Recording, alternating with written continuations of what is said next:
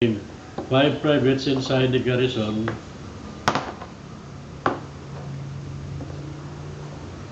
Outside the garrison, position your officers in any manner you like.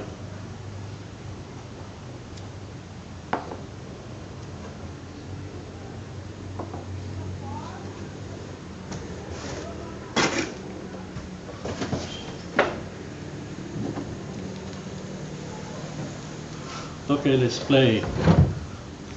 White makes the first move. 1 or 2 steps forward. 1 or 2 steps forward. The pieces cannot jump over another piece. There should be an opening. The captain moves here. The private moves here. The lieutenant moves in a diagonal direction 1 or 2 steps at a time. The private moves here. The sergeant moves sideways 1 or 2 steps at a time. The white private moves here. The green sergeant moves here.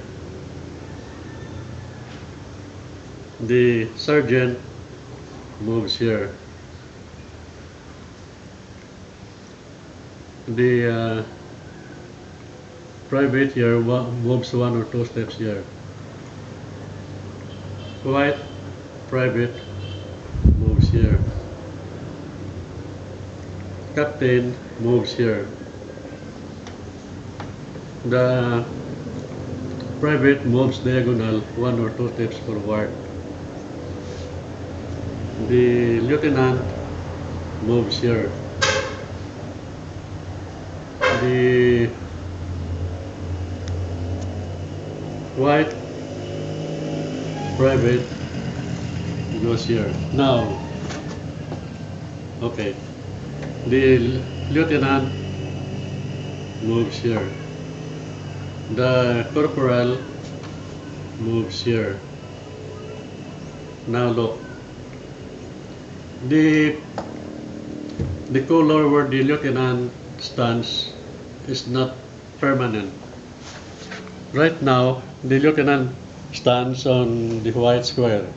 Now, let's say he eliminates 1, 2, 3, 4, 5, 6. Now he is in green.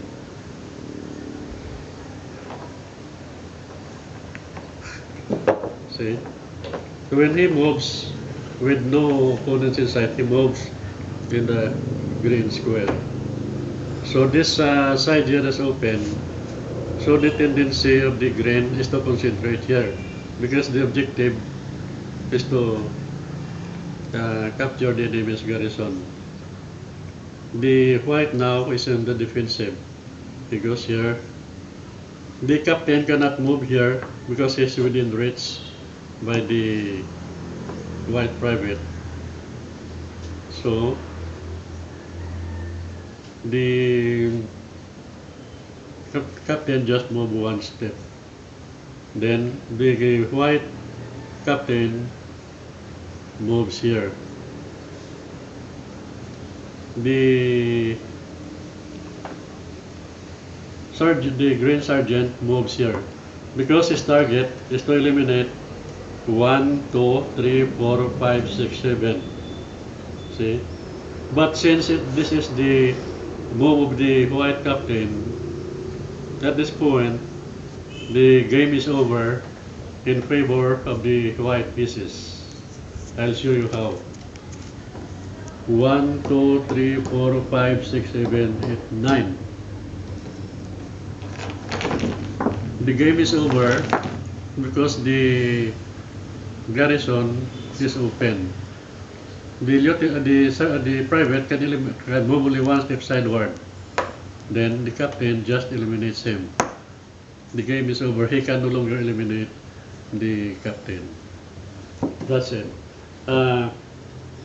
May I repeat my invitation to financiers from around the world to study this game and its world market potential. If you want to promote this game in your country on exclusive basis, please email yours truly, Ronnie Sanchez. Thank you.